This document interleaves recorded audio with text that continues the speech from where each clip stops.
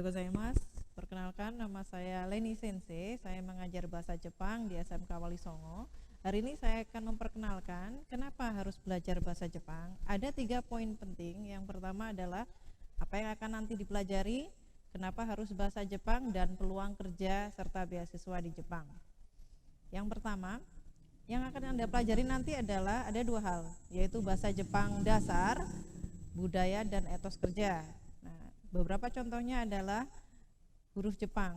Huruf Jepang yang muncul di layar ini adalah huruf Jepang sederhana yang akan Anda pelajari nantinya.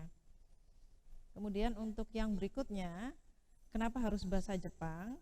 Ada 2 poin penting. Yang pertama, Jepang merupakan mitra strategis Indonesia dalam bidang perekonomian, di mana 2.000 lebih perusahaan Jepang beroperasi di Indonesia, baik dalam sektor migas maupun non-migas, otomotif, elektronik, kimia, tekstil, dan lain sebagainya. Seperti yang Anda lihat di jalanan Indonesia, mobil yang paling banyak beroperasi adalah mobil berasal dari Jepang, Suzuki, Toyota, Honda, dan lain sebagainya.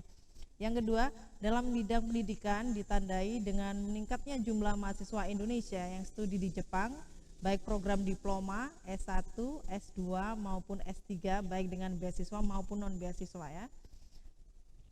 Kemudian ini adalah hasil survei 2014 oleh JASO tentang jumlah mahasiswa Indonesia yang di Jepang hingga menembus 3.500 siswa pada tahun 2014, di mana tiap tahunnya bertambah. Di slide berikutnya adalah tentang peluang kerja dan beasiswa di Jepang. Seperti yang Anda tahu, ketika Anda memilih untuk bersekolah di SMK, maka setelah lulus Anda akan menempuh 2 jalur. Anda pilih salah satu, apakah itu nanti bekerja ataukah nanti kuliah.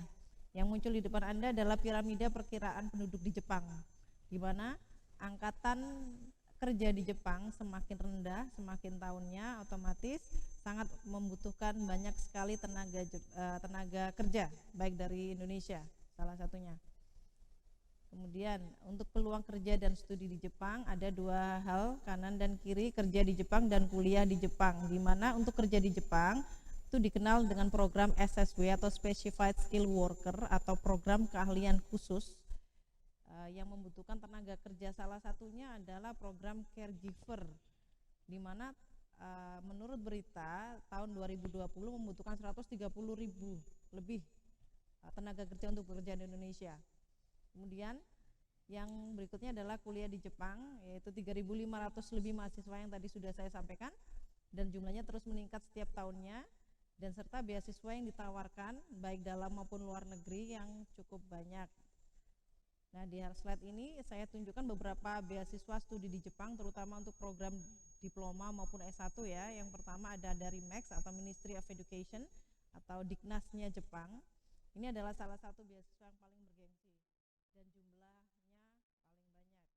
Yang berikutnya adalah Rotary Yonema Scholarship, ini dari yayasan semacam itu. Kemudian Mitsui Busan Scholarship, JASO Scholarship, dan yang terakhir adalah LPDP atau Lembaga Pengelola Dana Pendidikan dari Kemenkeu Indonesia.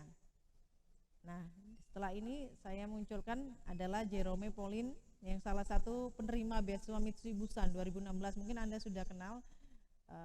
Beliau ini adalah salah satu YouTuber sekaligus penerima beasiswa dan sampai saat ini masih bersekolah di Jepang, masih status mahasiswa aktif. Oke, sekian dari saya. Terima kasih. Arigatou gozaimasu.